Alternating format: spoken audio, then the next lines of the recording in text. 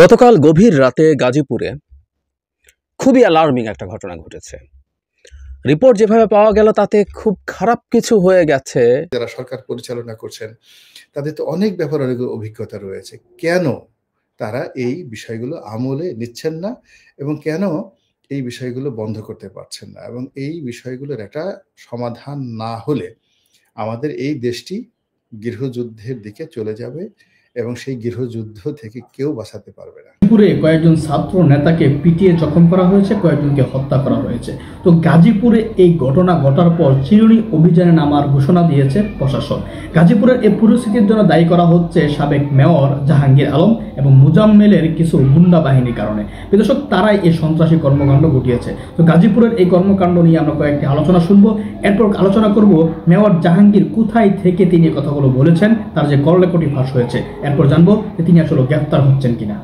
বাংলাদেশে ওই জুলাই অভ্যুত্থান থেকে শুরু করে আজ পর্যন্ত এই বাংলাদেশের উপর অন্যায় করেছে, অত্যাচার করেছে, জুলুম করেছে, রক্তাক্ত করেছে, খুন করেছে, তাদের বিরুদ্ধে অপারেশন ডেভিল হার্ট শুরু হবে।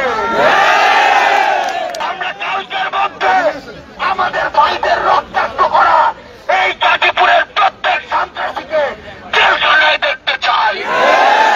তার 2 ঘন্টা পর সিনেমার কাহিনীর মতো আপনারা যাবেন, এভাবে আপনারা আমাদের সামনে দাঁড়াতে পারবেন না। তার 2 ঘন্টা পর সিনেমার কাহিনীর মতো আপনারা যাবেন, এভাবে আপনারা আমাদের সামনে দাঁড়াতে পারবেন না। গতকালকে যখন আমাদের ভাইদের গায়ে হাত দেওয়া হয়েছে, রক্তাক্ত করা হয়েছে, তখন থেকে আমরা আমাদের ভাইদের ওই চেহারাটা, রক্তগুলোকে সামনে রেখে এক জায়গা থেকে আরেক জায়গায় চলে গিয়েছি। আমরা গতকালকে রাতে গাজীপুর এসেছি। আমরা গাজীপুর মেডিকেল কলেজে গিয়েছি, সেখান থেকে আমরা ঢাকা মেডিকেল কলেজে গিয়েছি। ঢাকা মেডিকেল কলেজ থেকে আমরা সরাসরি স্বরাষ্ট্র উপদেষ্টার বাসায় গিয়েছি। ওই ভোর রাতের বেলায় আমরা তাকে ঘুম থেকে দিয়ে উঠিয়েছি।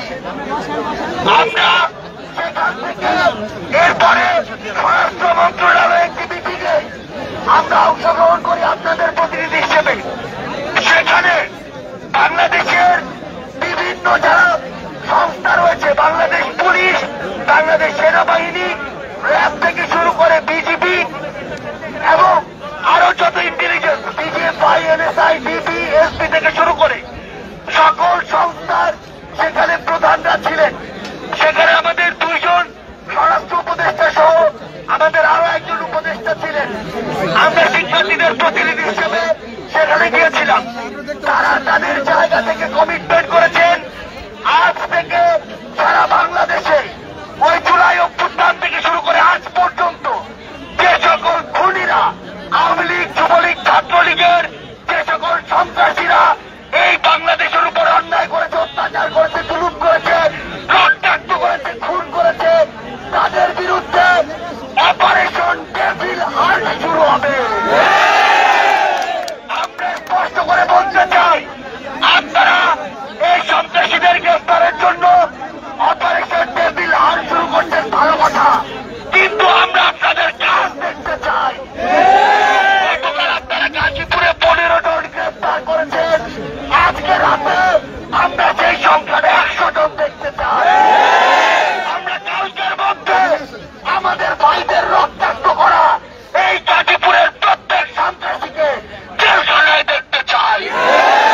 আমরা যারা পুলিশ সদস্য রয়েছেন আপনাদের উদ্দেশ্য করে বলি, আপনারা এই অভ্যুত্থানে আপনাদের যে মর্যাদা সেটি হারিয়েছেন, কিন্তু আমরা চাই এই অভ্যুত্থান পরবর্তী সময়ে জনগণের পাশে থেকে সেই মর্যাদা নিজেদের কাজের মাধ্যমে ফিরিয়ে আনুন। ঘটনা ঘটে যাবে, তার 2 ঘন্টা পর সিনেমার কাহিনীর মতো আপনারা যাবেন, এভাবে আপনারা আমাদের সামনে দাঁড়াতে পারবেন না। আমরা বিভাগীয় কমিশনার মহোদয়কে ধন্যবাদ জানাই। সেই কমিশনার ছাত্রদেরকে রক্তাক্ত রেখে নিচে ঘুমায়, ফোন ধরতে পারে না, সেই ওসি সেই ফোন ধরে না, সেই ওসিকে তিনি সাসপেন্ড করে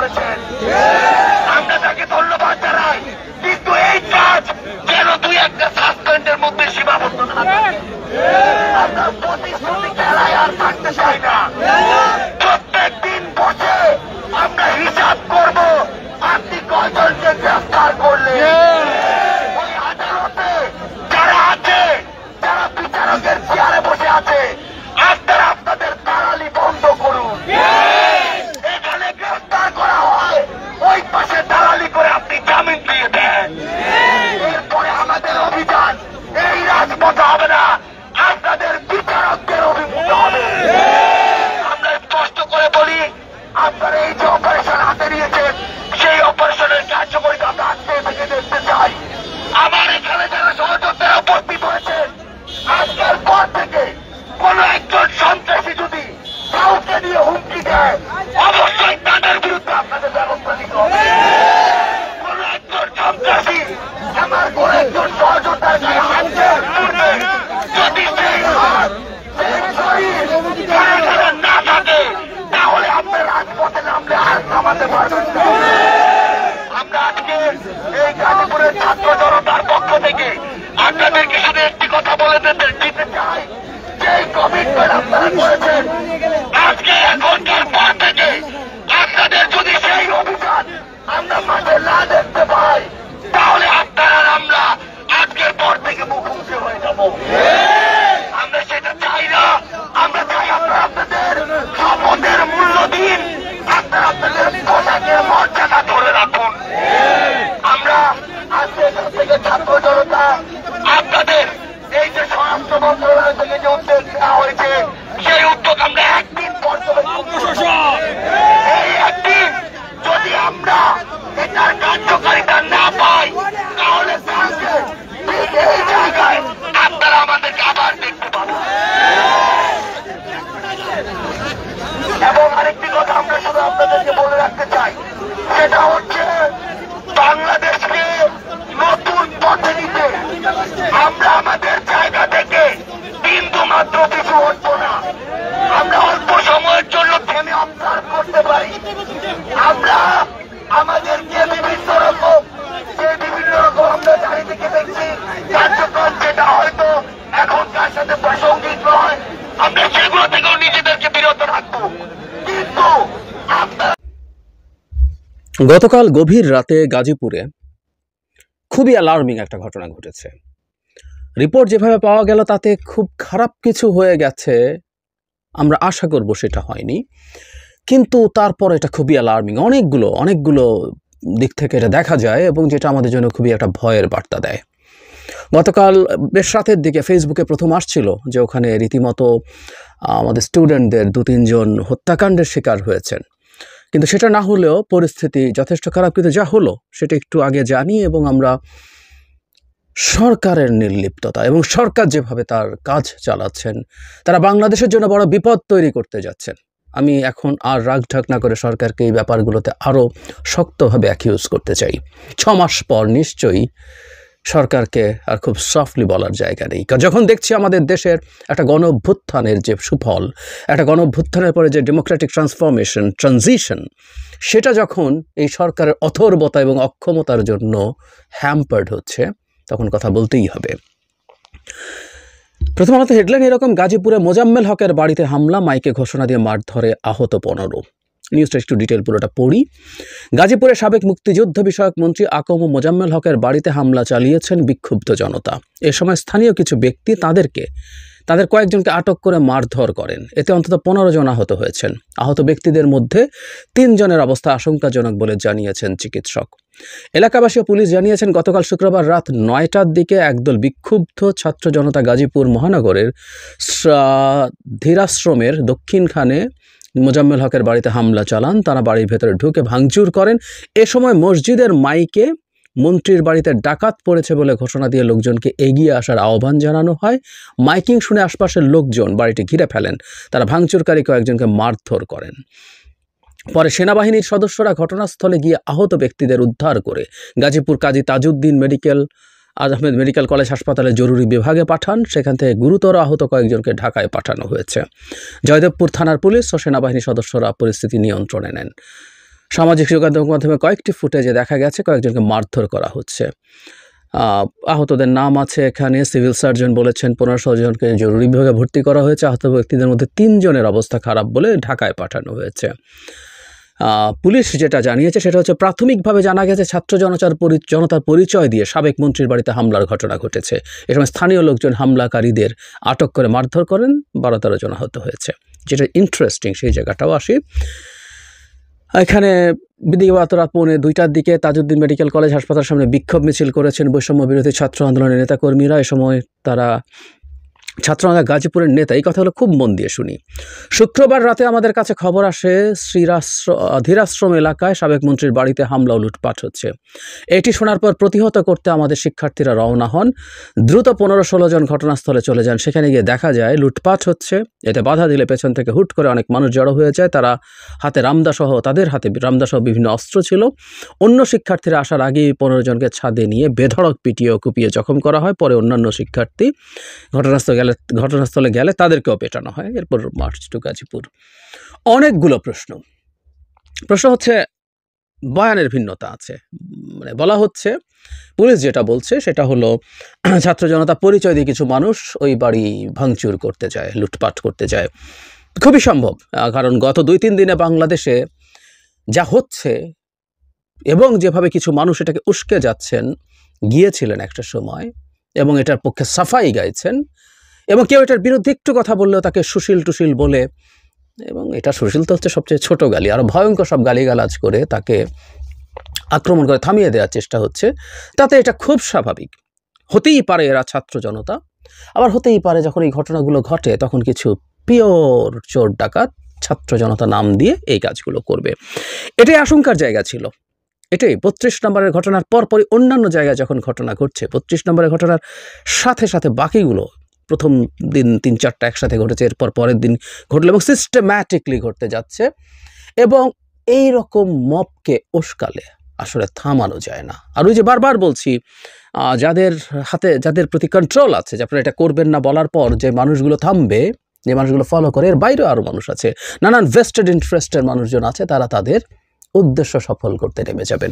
সুতরাং ছাত্ররা এটা করতেই পারেন, ছাত্র জনতা, কারণ সবাই কমান্ড শোনেন নাই। তারা এটাকে লুটপাটের জন্য না, তারা এটাকে মানে স্বৈরাচারী শেখ হাসিনার গুরুত্বপূর্ণ মানুষ মোজাম্মেল হক মন্ত্রী ছিলেন এবং তার বাড়িটাও স্বৈরাচারের একটা নিশ্চিতভাবে প্রতীক। সুতরাং সেটা ভাঙা যায়, সেটা লুটপাট করা যায়। মানে ছাত্ররা হলে আর লুটপাট করলো না, ভাঙলো।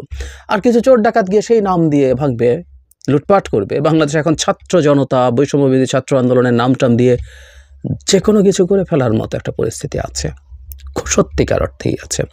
কয়েকদিন আগে 2 বা 3 দিন আগে উত্তরার একটা থানাতে গিয়ে, কারা করেছেন জানি না, কিন্তু তারাও বৈষম্য বিরোধী ছাত্র আন্দোলনের নাম দিয়ে থানা থেকে তাদের গ্রেফতারকৃত একজন ছাত্রকে আনার জন্য গিয়েছিল এবং যথেষ্ট মিসবিহেভ পুলিশের সাথে করেছে। ইভেন রিয়াকশনে পুলিশের লোকজনকে সাসপেন্ড করতে হয়েছে। সো এই নাম দিয়ে এই কাজটা করা যায়, এটা ফ্যাক্ট বাংলাদেশে এখন, এবং এই কাজটা হয়েছে কোনো না কোনো ফর্মে। আমি আবার পাল্টা একটা প্রশ্ন করি, বৈষম্য বিরোধী ছাত্র আন্দোলনের নেতার মুখ থেকে যে বক্তব্য এসছে, আবারও বলছি, সেটা খুবই অ্যালার্মিং। উনি বলছেন ওনাদের কাছে খবর আসে মোজাম্মেল হকের বাড়িতে লুটপাট হচ্ছে। ফাইন, ধরে নিলাম কিছু লুটপাটকারী চোর ডাকাত ওটা করছে। তারপর তারা 15-16 জন গিয়ে ওটা ঠেকানোর জন্য যান। এই কথাটা শেখ হাসিনার পতনের পর থেকে বলছে, আজকে 6 মাস পরেও বলছি। ওনারা কারা ওদেরকে ঠেকানোর? ওনারা কারা? এই যে আপনারা কারা বললে রীতিমতো খুবই রিয়াকশন হয়েছিল। ওনারা কারা আমরা জানি, আমার এই বৈষম্য বিরোধী ছাত্র আন্দোলনের মানুষজন কারা আমরা জানি।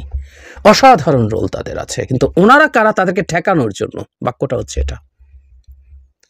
6 মাস পরেও যদি এই পরিস্থিতি, মাঠে এখন তো সেনাবাহিনীও আছে উইথ দ্য ম্যাজিস্ট্রেসি পাওয়ার, এবং এই ছাত্ররা যদি থানার সাথে কথা বলেন, প্রয়োজনে মিলিটারির সাথে কথা বলেন, সেগুলো ঠেকানো যাবে না?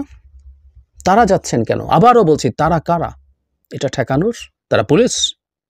মানে ছাত্রলীগ যা করতো এক সময়, যখন বিএনপি নাশকতা করতে পারে তাই আমরা মাঠে লাঠিসোঁটা নিয়ে বসে আছি, তখন এই কথাগুলো খুব বলতাম। আমি এই কথাগুলো আজ আবার বলছি, বৈষম্য বিরোধী ছাত্র আন্দোলন পুলিশের দায়িত্ব পায় নাই। যখন দেশে সরকার ছিল না বা সরকার গঠন হয়েছে, পুলিশ ছিল না, কিছু কিছু ক্ষেত্রে তারা গেছেন, ওটুকুকেও যদি আমরা একটু ছাড়ও দিই, তখনও আমার মনে হয়েছে কতগুলো ক্ষেত্রে দরকার ছিল না, কিন্তু তারা গেছেন কারণ সেনাবাহিনী তখনও ছিল। এই যাওয়াটা তখনও সমালোচনা করেছি, আর 6 মাস পর এই কাজটা করা কিন্তু একটা ভয়ঙ্কর সিগন্যাল দেয়। এই সরকার তাহলে কি এই ছাত্রদেরকে নিয়ন্ত্রণ করতে পারছে না? তারা তাদের মতো করে এখন মাঠে কন্ট্রোলের বাইরে যা কেন কিছু করছে, কিংবা মাঠে তাদের এক সময় যে সক্ষমতা ছিল, তারা যেখানে যান পরিচয় দিয়ে যে কোনো কিছু করতে পারেন, প্রয়োজনে ওকে ঠেকাতে পারেন, ওকে থামাতে পারেন, সেগুলো করতে পারেন, সেটা কমে আসছিল বলে তারা এখন আবার মাঠে শক্তি প্রদর্শন করতে শুরু করছেন, মাঠের মধ্যে শক্তি নিয়ে।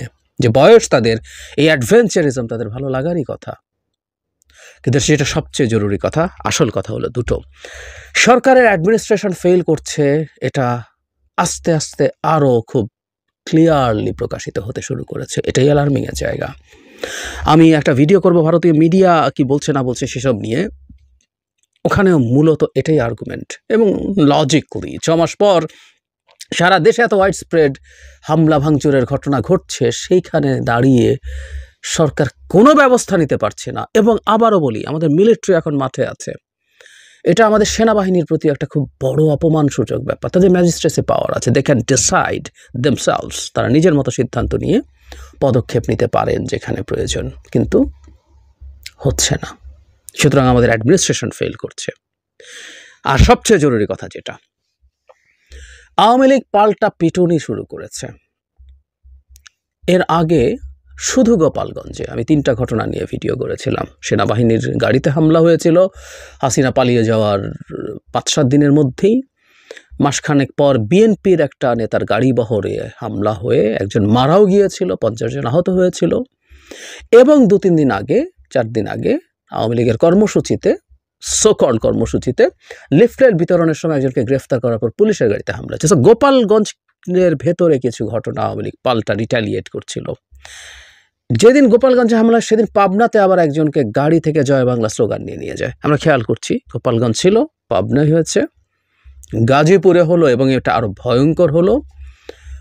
15 জন অন্তত আহত হয়েছে, 3 জনের অবস্থা আশঙ্কাজনক। আমরা খুবই চাই গভীরভাবে তাদের কোনো রকম বড় ক্ষতি না হয়ে যাক, তারা বেঁচে থাকুন এবং কোনো রকম মেজর ক্ষতিগ্রস্ততার মধ্যে তারা না থাকুন। কিন্তু যতটুকু হয়েছে, আস্তে আস্তে আওয়ামী লীগ বিভিন্ন জায়গায় তার শক্তি দেখাতে পারছে। এই ঘটনাটা ঘটেছে আসলে সরকারের নির্লিপ্ততার কারণে। সরকার তার অ্যাডমিনিস্ট্রেশন কোনোভাবেই চালাতে পারছে না, পুলিশ পারছে না। না পারলে আমরা চেঞ্জ দেখতে চাই। স্বরাষ্ট্র উপদেষ্টা যদি না পারেন, ওই জায়গায় অন্য কেউ আসুক, কিন্তু তাকে বা কাউকে সেই দায়িত্ব নিতে হবে, সরকারকে নিতে হবে, এবং উনি না পারলে আর কেউ আসুক। শেখ হাসিনার পুলিশ এই হয়েছে ওই হয়েছে, 6 মাস পরও কাজ করতে পারবে না, হতে পারে না, কোনোভাবেই হতে পারে না। ফলে এই নির্লিপ্ততাগুলো এই পুলিশ বাহিনী এবং সেনাবাহিনীর ওপরেও প্রশ্ন তৈরি করছে। আমি প্রায় মাজার ভাঙার ঘটনা বলি, 80টা মাজার ভাঙা হয়েছে। ব্যবস্থা নিলে 80টা মাজার ভাঙা হতো না। ব্যবস্থা মানে প্রেস নোট দেয়া না। আমরা এখন থেকে কিন্তু কঠোর হলাম। এখন থেকে কঠোর হলেও যদি হয়, তার আগের ঘটনাগুলোর ক্ষেত্রে প্রশাসনিক ব্যবস্থা, বিচারিক ব্যবস্থা নিতে হবে, নেওয়া হয়নি। ফলে পুলিশ আদতে কিছু করবে কোনো কিছু ঠেকানোর জন্য, এটা মনে হয় না। এখন ব্যাপারগুলো দুই পক্ষের কাছে, ছাত্র জনতা বলে যারা তাদেরকে পরিচয় দিচ্ছেন, তারাও মনে করে পুলিশ এভাবে না হলে আমরাই মাঠে পুলিশ হিসাবে থাকছি। আর আওয়ামী লীগ এখন বেশ কিছু জায়গায় কিছু পরীক্ষা নিরীক্ষা করে দেখছে তারা অনেক কিছু করে ফেলতে পারছেন। এটা খুব অ্যালার্মিং জায়গা, এবং এটা এক্সক্লুসিভলি এই সরকারের ব্যর্থতার কারণে হয়েছে। কোনো রকম কোনো কনফিউশন নেই।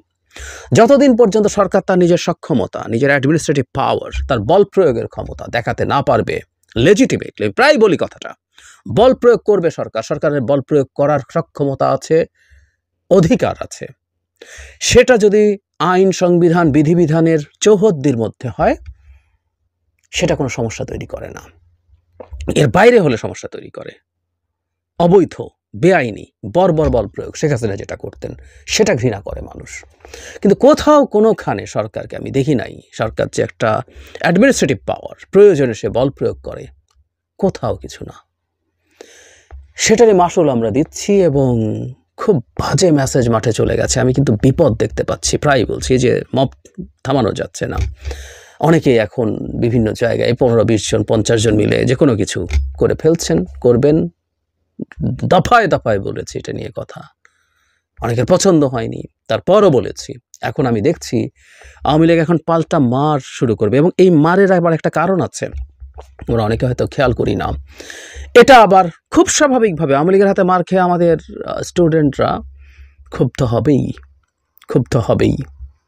আওয়ামী লীগের হাতে মার, শেখ হাসিনার বক্তব্য শুনে আমাদের গা জ্বলে যায়, আওয়ামী লীগ আমাদেরকে পেটাবে, ফলে স্বাভাবিকভাবে যেটা হবে, এবার আওয়ামী লীগের ওপর আবার পাল্টা হামলা শুরু হওয়ার টেন্ডেন্সি হতে পারে। কারণ সরকার তো কিছু করবে না, কিছু করছে না। ইনস্ট্যান্টলি যদি সব জায়গায় ব্যবস্থা নেওয়া হতো, যেখানে যেখানে হয়েছে ব্যবস্থা নেওয়া হতো, গ্রেফতার করা হতো, বিচারের আওতায় আনা হতো, তাহলে সমস্যা ছিল না। কিন্তু না, ওটা যখন হবে না, খুব স্বাভাবিকভাবেই মানুষজন তখন সিনেমার ভাষায় নিজের হাতে আইন তুলে নেওয়া, আমরা যতই বলি না আইন নিজের হাতে তুলে নেবেন না, কিন্তু আইন নিজের হাতে তুলে নেবেন, এবং এটা আবার একটা পাল্টাপাল্টি অ্যানার্কি তৈরি করবে। এবং আমি নিশ্চিত আওয়ামী লীগ আরও বিভিন্ন জায়গায় এই হামলাগুলো করবে, ওরা চাইবে প্রভোগ করতে। শেখ হাসিনা তার বড় বড় নেতা সবাই আরামে আছে, কিন্তু এরকম কিছু লোকজনকে দিয়ে প্রভোগ করিয়ে পেটাবে, যাতে তাদেরকে পাল্টা পেটানো হয়। এই ঘটনাগুলো ক্রমাগত তারা মাঠে ঘটাতে থাকবে, নানান রকম কেওস এবং ডিস্টারবেন্স তৈরি করার জন্য।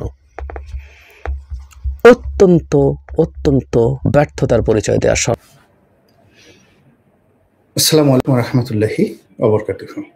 সম্মানিত দর্শক, আপনারা যারা আজকের এই অনুষ্ঠান দেখছেন, মোরালের সবাই অবগত আছেন যে গত রাতে রাজধানীর যে নিকটবর্তী জেলা গাজীপুর, সেখানে কি দুর্ঘটনা ঘটেছে, এবং গাজীপুরকে কেন্দ্র করে আজকের এই দিনে পুরো দেশে একটি অস্থিরতা বিরাজ করছে।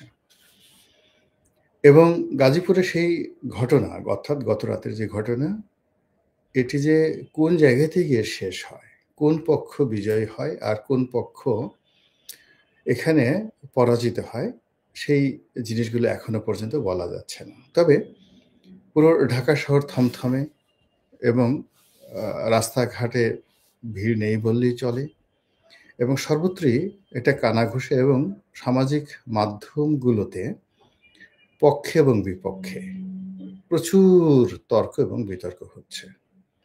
কাজেই এই বিষয়গুলো নিয়ে কিছু খোলামেলা কথাবার্তা বলার জন্য আপনাদের সঙ্গে আজকের এই লাইভ অনুষ্ঠানে আসলাম।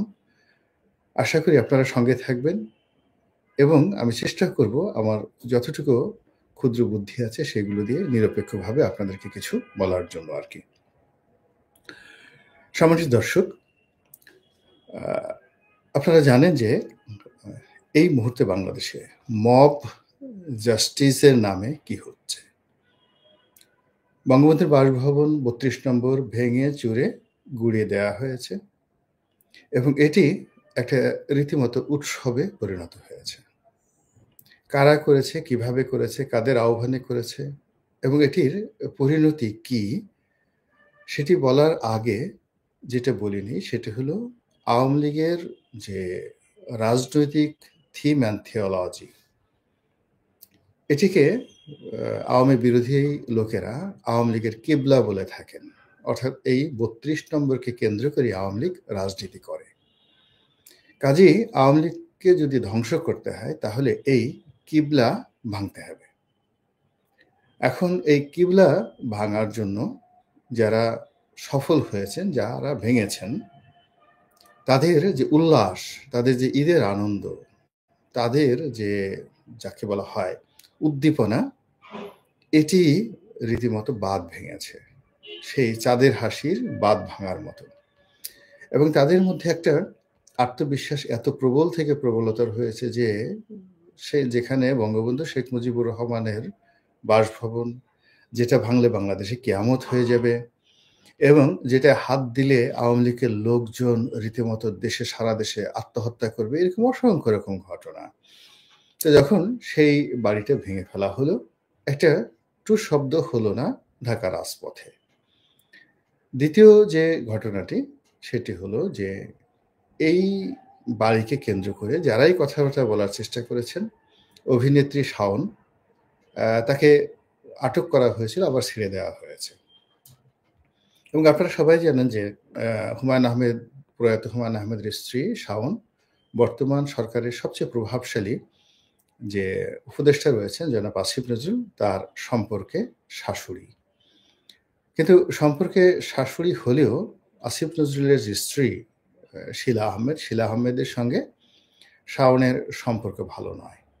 আর হুমায়ুন আহমেদের প্রথম স্ত্রীর গর্ভজাত সন্তান যারা আছেন তাদের প্রায় সবার সঙ্গে শাওনের দা কুমড়া সম্পর্ক। তো সেই অর্থে শাওনের সঙ্গে আসিফ নজরুলের সম্পর্ক ভালো থাকার কথা নয়, এবং আসলেও সেটা ভালো নেই।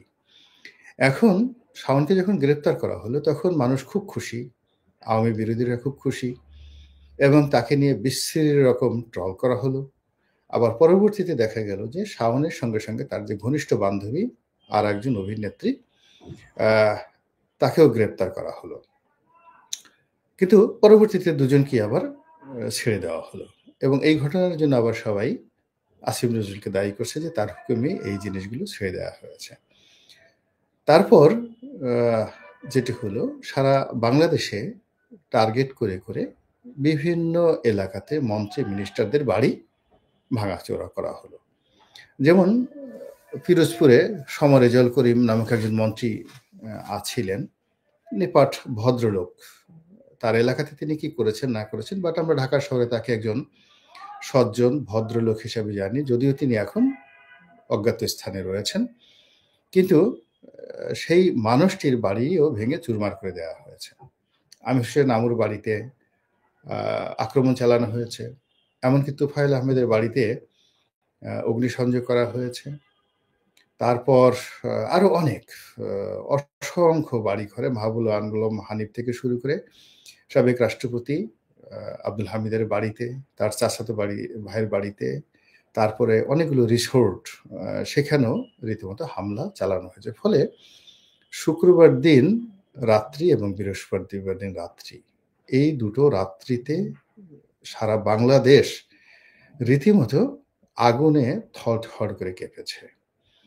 আর সেই আগুনে একটা বিশেষ পক্ষ বা বিশেষ গোষ্ঠী ভীষণ রকম উল্লাস নৃত্য করেছে, আর অপর পক্ষটি কেউ রাগে, ক্ষোভে, ক্রোধে, যাকে বলা হয় জিঘাংসায়, তারপরে সে প্রতিশোধ স্পৃহায়, আবার অনেকে ভয়ে থরথর করে কেঁপেছেন। তো এরই মধ্যে যেটি খবর এলো সেটা হলো গাজীপুরের একজন মন্ত্রী ছিলেন আকমা মোজাম্মেল হক। তিনি মুক্তিযোদ্ধা বিষয়ক মন্ত্রী ছিলেন এবং সরকারের মন্ত্রীদের মধ্যে সবচেয়ে যাকে বলা সিনিয়র মন্ত্রী ছিলেন। তো তার বাড়ি ভাঙার জন্য কে বা কারা গিয়েছে, বা বাড়িতে লুটপাট করার জন্য কে বা কারা গিয়েছে, এখানে বিপরীতমুখী কথাবার্তা শোনা যাচ্ছে। তো এখানে যে গুজবগুলো ছড়িয়ে পড়েছে সেটা হলো সেই বাড়িতে যারাই আক্রমণ করতে গিয়েছে বা লুটপাট করতে গিয়েছে তাদেরকে এলাকাবাসী গণপিটুনি দিয়েছে। কেউ কেউ বলছেন, প্রচার হয়ে গেছে যে ওখানে ৩ জনকে একেবারে রীতিমতো গণপিটুনি দিয়ে মেরে ফেলা হয়েছে। এই ধরনের একটি গুজব ছড়িয়ে পড়েছে। আবার অন্যদিকে যারা ছাত্র জনতা, তাদের বক্তব্য হলো যে সারা দেশে যে মব জাস্টিস হচ্ছে বা জ্বালাও পোড়া হয়েছে, এটা মানে কিছু কিছু ক্ষেত্রে কেন্দ্রীয় সিদ্ধান্তে করা হয়েছে, খুবই সিস্টেমেটিক হইতে, দিনের আলোতে। সেখানে ভিকো মেশিন থেকে শুরু করে অন্যান্য যে মেশিনগুলো নেওয়া হয়েছে সবই করা হয়েছে। আবার অনেক ক্ষেত্রে দেখা যাচ্ছে যে ছাত্রদের নাম ভাঙিয়ে অনেকে এই চুরি ডাকাতি রাহাজানি করেছে। তো গাজীপুরে যারা সমন্বয়ক বা ছাত্র জনতা রয়েছেন তাদের মধ্যে হঠাৎ করে একটা দেশপ্রেম জাগ্রত হলো, এবং তারা যখন খবর পেল যে এরকম একটা ঘটনা ঘটতে যাচ্ছে তখন তারা ঐক্যবদ্ধ হয়ে সেখানে যাওয়ার চেষ্টা করলো। কিন্তু তারা সেখানে গিয়ে তারাও ভীষণ রকম বিপদে পড়লো এবং অনেকে পিটুনির শিকার হলো। ওই অবস্থায় তারা আইনশৃঙ্খলা রক্ষাকারী বাহিনীর সাহায্য চাইলেন। অনেকে আইনশৃঙ্খলা রক্ষাকারী বাহিনীকে, অর্থাৎ বিশেষ করে পুলিশকে টেলিফোন করে তাদেরকে, নর্মালি সমন্বয়করা এই সময় স্যার ডাকেন না, কিন্তু বিপদে পড়ে তারা স্যার ডেকেছেন এবং তাদের পা ধরেছেন, স্যার আপনাদের দুটো পায়ে ধরি, আপনারা বাঁচান। কিন্তু তারা নানা রকম টাল বাহানা করেছেন এবং এই দেশপ্রেমিক ছাত্র এবং জনতাকে উদ্ধার করার জন্য সেখানে যাননি। ফলে সেখানে প্রথম আলোর রিপোর্ট অনুযায়ী প্রায় 15 জন সেই ছাত্র এবং জনতা গুরুতর আহত হয়েছেন এবং সেনাবাহিনী গিয়ে তাদেরকে মুমূর্ষু অবস্থায় উদ্ধার করেছেন, অনেককে সেই ব্যাটারির রিকশায় করে এনেছেন ভীষণ রকম বিশ্রী এবং অবস্থা। এবং তারই প্রেক্ষিতে ছাত্র জনতা, বিশেষ করে আন্দোলনকারী, তাদের আতে ঘা লেগেছে এবং তারা এখন লং মার্চ টু গাজীপুর। আজকে আমি যে ভিডিওটা করছি এই সময়টাতে ফেসবুকে দেখলাম যে যারা শীর্ষস্থানীয় নেতৃবৃন্দ রয়েছেন তারা লং মার্চ টু গাজীপুর ঘোষণা দিয়ে গাজীপুরে আওয়ামী লীগের 14 গোষ্ঠী উদ্ধার করার জন্য তারা সেদিকে রওনা করবেন এবং সেই দৃঢ়তা নিয়ে তারা সেদিকে এগিয়ে যাচ্ছে। ফলে গাজীপুরকে কেন্দ্র করে একটি সংঘাত, অনিবার্য একটি সংঘাত, সেটা আমাদেরকে দেখতে হবে এবং সেই সংঘাতে কি কি পরিণতি হতে পারে এবং সেই সংঘাতের মারাত্মক বিষক্রিয়া সারা দেশে কিভাবে ছড়িয়ে যেতে পারে সেই বিষয়গুলো নিয়ে আলোচনা করব। তার আগে একটু দেখে নিই যে আমার সঙ্গে কারা কারা যুক্ত আছেন এবং কতজন কি কি মন্তব্য করেছেন। সম্মানিত দর্শক, আমি নিচে থেকে শুরু করি। এখানে যারা আছেন বেশিরভাগই মনে হচ্ছে যে আওয়ামী লীগের লোকজন। তো আওয়ামী লীগের যারা লোকজন আছে তাদের ভাই ছাত্র জনতার আগের মতোই আছে নাকি বদলাইছে নাকি একটু বদলায়, আপনি একটু ছাত্র জনতার সংজ্ঞার কথা বলবেন। ঈদ মোবারক। নাম নিতে ভয় পান, এটা কে বলেছেন? শাহিন। কার নাম নিতে ভয় পাবো বলেন তো ভাই? এই যে এখানে লাইভ করতেছি, অফিসে একা একা বসে আছি, আপনারা এখানে ফেসবুকে বসে বড় বড় কথা বলছেন। কার নাম নিতে বলেন ভয় পাবেন? ডক্টর ইউনূসের নাম নিতে, সার্জিসের নাম নিতে, অমুকের নাম নিতে? কার নাম নিতে? সেনাবাহিনীর প্রধান ওয়াকারুজ্জামান? কার নাম নিতে ভয় পাবে বলেন? এই সমস্ত কথাবার্তা কোথায় বলেন? শেখ হাসিনার সঙ্গে যুদ্ধ করে 2014 থেকে 24 পর্যন্ত এই ঢাকা শহর বাংলাদেশে টিকে আছি এবং এখনো পর্যন্ত যারা এই মব করছে, যা কিছু করছে, তারা শেখ হাসিনার তুলনায় অবোধ শিশু। তো শেখ হাসিনার সঙ্গে লড়াই করে এই জায়গাতে টিকে আছে। এখন আপনি কাকে ভয় করার কথা বলতেছেন? মানে নিজের ভয় অন্যের প্রতি, এই যে মিস্টার শাহিন, নিজের ভয় অন্যের প্রতি, এগুলো মানে যাকে বলে অঙ্কুরিত করার চেষ্টা করবে না। সব মানুষ ভয় পেলে দেশ থাকতো না।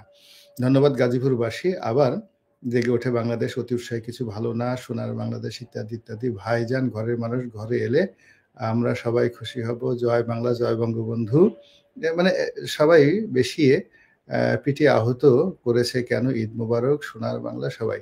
আচ্ছা, যেটা মনে হলো যে আমার এখানে যারা আসছেন এই অনুষ্ঠানটা দেখার জন্য তারা প্রায় সবাই আওয়ামী লীগের লোকজন আছেন। আর আওয়ামী লীগের লোকজন এই ঘটনায় ভীষণ রকম উজ্জীবিত এবং ভীষণ রকম খুশি। গাজীপুরের এই ঘটনা নিয়ে গত রাত থেকে আজ পর্যন্ত যে ঘটনাগুলো ঘটেছে খুবই, যাকে বলা হয়, অ্যালার্মিং এবং ভীতিকর। প্রথম অবস্থা হলো পুলিশের সাবেক আইজি বেনজির একটি বিবৃতি দিয়েছেন এবং সেটি আবার পুলিশ অ্যাসোসিয়েশন প্রতিবাদ করেছেন এবং সেটি বলেছেন যে এই ধরনের বক্তব্য দেওয়া বেনজিরের জন্য রাষ্ট্রদ্রোহ। কিন্তু তিনি তো নিরাপদ দূরত্বে রয়েছেন। তিনি যেটা বলেছেন যে পুলিশে 90% লোক আওয়ামী লীগের, তাদের সঙ্গে ডক্টর বেনজির এবং অন্যান্য যারা পালিয়ে আছেন কমান্ডিং অফিসার, যারা এই গত 15 বছর ধরে পুলিশ বাহিনীকে নিয়ন্ত্রণ করেছেন, এমনকি যারা জেলখানাতে রয়েছেন, ওনার কথায় যা বোঝা গেল, পুলিশের যারা সাবেক 2জন আইজি, তাদের সঙ্গে পুলিশের বিভিন্ন স্তরের কর্মকর্তাদের নিয়মিত যোগাযোগ রয়েছে। পুলিশ এখানে সাহায্যকারী শক্তি হিসেবে নিউট্রাল আছে এবং সরকারকে সহযোগিতা করছে না, করবে না। বেনজিরের কথা মতো আওয়ামী লীগ যদি অর্গানাইজ হতে পারে, এগিয়ে যেতে পারে, পুলিশ সেখানে তাদেরকে প্রোটেকশন দেবে। এর চাইতে মানে যাকে বলা হয় ভয়াবহ, মানে ডক্টর ইউনূস সরকারের জন্য এর চাইতে ভয়াবহ, ভয়ঙ্কর কথা আর হতে পারে না। কিভাবে তারা সামাল দিবেন, কিভাবে পুলিশ বাহিনী সামাল দিবেন এবং কিভাবে কি করবেন সেটা তাদের ব্যাপার। কিন্তু এই বক্তব্য দীর্ঘদিন জামাতের লোক বলে আসছিল, তারপরে শেষে সরকারের লোকজন বলে আসছিল যে প্রশাসনের রন্ধ্রে রন্ধ্রে আওয়ামী লীগের লোকজন ঢুকে আছে এবং তারা এই দেশের সর্বনাশ ঘটাচ্ছে। তো এটি ডক্টর বেনজিরের কথায় ফুটে উঠল। 2 নম্বর হলো জাহাঙ্গীরের, গাজীপুরের সাবেক মেয়র জাহাঙ্গীর। তিনি জনপ্রিয়, গাজীপুরে খুবই জনপ্রিয়, আবার তার সঙ্গে সঙ্গে বিতর্কিত। এবং জাহাঙ্গীরের কারণে বিগত দিনগুলোতে বিএনপির সঙ্গে আওয়ামী লীগের অনেকগুলো সম্পর্ক নষ্ট হয়েছে। যেমন সর্বশেষ যে দুটো বিএনপির মহাসমাবেশ, একেবারে যেটা 28 অক্টোবরের যেটি মহাসমাবেশ ছিল, সেই মহাসমাবেশ কিন্তু জাহাঙ্গীর লোকজন সহকারে মিন্টো রোড দিয়ে যেভাবে প্রধান বিচারপতির বাসভবনের ওখান দিয়ে যাচ্ছিলেন এবং ওখান থেকে কিন্তু মারামারিটার সূত্রপাত হয় এবং তার থেকে মূলত এই যে বিএনপির সেই অনুষ্ঠানকে পণ্ড করা, এটার এগেনস্টে পুলিশি অ্যাকশন, তারপরে যা কিছু ঘটেছে, এটাই কিন্তু গণতান্ত্রিক যে যাত্রা মিছিল, সেই মিছিলের যে কফিনে একেবারে শেষ পেরেকটা সেদিন মেরে দেওয়া হয়েছে এবং ওই দিনই আসলে শেখ হাসিনার পতনটা সূচিত হয়েছে। এবং আজকের যে অরাজনৈতিক সরকার, আজকের যে ২-১১ সরকার, যা বলেন না কেন, যেভাবে আপনি যে কথা বলেন না কেন, ডক্টর মোহাম্মদ ইউনূস বলেন, ওয়াকারুজ্জামান বলেন, যা কিছু বলেন, ওই দিন থেকে কিন্তু সূত্রপাত হয়েছে এবং এটি সূত্রপাত করেছিল জাহাঙ্গীর। এখন জাহাঙ্গীরের যে সমস্যা, জাহাঙ্গীরের বিরুদ্ধে বিস্তর অভিযোগ ছিল প্রধানমন্ত্রী শেখ হাসিনার কাছে, সাবেক প্রধানমন্ত্রী। তো তিনিও জাহাঙ্গীরকে কখনো স্বাভাবিকভাবে নেননি। তিনি জাহাঙ্গীরকে বাদ দিতে চেয়েছিলেন দলীয় রাজনীতি থেকে, কিন্তু গাজীপুরের যে অভ্যন্তরীণ রাজনীতি, সেই অভ্যন্তরীণ রাজনীতিতে বিভিন্ন অন্তর্দ্বন্দ্ব, কলহ, বিবাদের কারণে জাহাঙ্গীর ওবায়দুল কাদের থেকে শুরু করে আকামা মোজাম্মেল থেকে শুরু করে আর অনেকের সাহায্য এবং সহযোগিতা পেয়ে, এমনকি বিএনপি লোকদের সাহায্য সহযোগিতা পেয়ে সে সেখানে স্বতন্ত্র এমপি হয়ে গেলেন। তো স্বতন্ত্র এমপি হয়ে যাওয়ার পর তার ক্ষমতা, যাকে বলে অতীতের যে কোনো সময়, সেটা আরো অনেক অনেক বেড়ে গেল, গ্রহণযোগ্যতাও বেড়ে গেল। এবং এই জাহাঙ্গীর শেষের দিকে এসে তিনি আহত হয়েছেন, ধরা পড়েছেন। তো মানে তারপরে আবার পালিয়ে গেছেন। জনগণই তাকে পিটিয়েছে, আবার জনগণই তাকে রক্ষা করেছে। এটা একটা অদ্ভুত। তো সেই জাহাঙ্গীর তিনি এই সময়টিতে, গাজীপুরের এই ঘটনাতে টেলিফোনে তার একটি বক্তব্য ভাইরাল হয়ে গেছে। তিনি যে কথাটি বলেছেন যে আমাদেরকে যদি দিনের বেলায় এই ঢাকা রাজধানীতে এবং গাজীপুরে যদি ঘুরতে দেয়া না হয়, বাংলাদেশে যদি ঘুরতে দেয়া না হয়, তাহলে আমরা এমনভাবে সংগঠিত আছি এবং আমরা সিস্টেমেটিক ওয়েতে, সাংগঠনিক ওয়েতে গা ঢাকা দিয়ে আছি, কিন্তু যে কোনো অকারেন্স ঘটানোর মতো শক্তি এবং সামর্থ্য আমাদের আছে। তো আমরা যদি দিনে আমাদেরকে চলতে ফিরতে দেয়া না হয়, আমরা রাতে কাউকে ঘুমাতে দেব না। আপনি বোঝার চেষ্টা করুন, এটি একটা রীতিমতো যাকে বলে গৃহযুদ্ধের হুমকি। রাতে আপনি শুয়ে আছেন, আমার কথাই চিন্তা করুন, বা আওয়ামী লীগ যাদেরকে টার্গেট করছে তারা শুয়ে আছেন, তাদের আত্মীয় স্বজন শুয়ে আছেন। তো সেখানে গিয়ে দেখা গেল আগুন লাগিয়ে দিল, গান পাউডার দিয়ে আগুন লাগিয়ে দিল, পেট্রোল ঢেলে আগুন লাগিয়ে দেওয়া হলো। এটা তো জাস্ট জাহাঙ্গীরের কথা মতো তাদের জন্য ভাত মাছের বিষয়। এবং বেনজিরের কথা মতো এখানে যদি পুলিশ সাহায্য করে, তাহলে আলটিমেটলি এখন যারা বড় বড় কথাবার্তা বলছেন, এই পুরো পরিস্থিতি উল্টে যেতে 24 ঘন্টা সময় লাগবে না। এরপরে যেটি হচ্ছে সেটি হলো ফেসবুক থেকে শুরু করে অন্যান্য জায়গাতে বলা হচ্ছে যে তাদের পরবর্তী টার্গেট হলো টুঙ্গিপাড়া। এবং ফেসবুক তো একটা গুজবের জায়গা, সেখানে বলা হচ্ছে যে অমুক দলের লোকজন, তারা অমুক দল মানে আবার জামাতের লোকজন, তারা বিভিন্ন তাবলিগের ছদ্মবেশে গোপালগঞ্জের বিভিন্ন মসজিদে যাওয়ার চেষ্টা করছে, সেখানে লুকিয়ে থাকার চেষ্টা করছে, একসাথে সংগঠিত হয়ে তারা সেটা আক্রমণ করবে। এবং আমি মনে করি যে এটা কখনোই জামাত করবে না, কিন্তু এই ধরনের গুজব ছড়িয়ে মানুষকে রীতিমতো বিক্ষুব্ধ করে তোলা হচ্ছে। ফলে কি হচ্ছে, বরিশাল, পটুয়াখালী, তারপর ভোলা, পিরোজপুর, ঝালকাঠি, শরীয়তপুর, মাদারীপুর, গোপালগঞ্জ, ফরিদপুর, এই এলাকাগুলোতে আওয়ামী লীগের যে জনপ্রিয়তা বা প্রাধান্য রয়েছে, এবং এখানে এখনো পর্যন্ত মাঠে ঘাটে কিন্তু আওয়ামী লীগের সব নেতাকর্মীরা পালায়নি। এবং ওখানে বিএনপির সঙ্গে মূল শক্তি হলো বিএনপি। তো বিএনপির সঙ্গে সেখানে আওয়ামী লীগের সম্পর্ক কিন্তু ভালো সম্পর্ক। তো তারা যদি এই কয়টি এলাকাতে কেবলমাত্র জামাতকে এবং সমন্বয়ককে টার্গেট করে, যেখানে যেখানে তাদের শক্তিমত্তা রয়েছে দিনে এবং রাতে, এবং আস্তে আস্তে কি হচ্ছে যে একজন আরেকজনের বিরুদ্ধে চাণক্য নীতির মতো লাগিয়ে দিয়ে, অর্থাৎ প্রথমে যদি তারা দেখা গেল যে সমন্বয়কদের ব্যাপারে এখন অনেকের দুর্বলতা আছে, তো তারা যদি প্রথমে জামাতকে টার্গেট করে, তারপরে সমন্বয়কদেরকে টার্গেট করে, তারপর ধীরে ধীরে নিজেদের শক্তিমত্তা বৃদ্ধি করে এবং অন্যান্য এলাকাতে যায়, এবং সবার শেষে যদি তারা রাজধানীতে আসে, তাহলে সেই পরিস্থিতি কতটা জটিল হতে পারে। ফলে এখন যে ঘটনাগুলো ঘটেছে, এই ঘটনাগুলোর ইমিডিয়েটলি সরকারের পক্ষ থেকে এগুলোর যাকে বলা হয় নিয়ন্ত্রণ তাদের করতে হবে।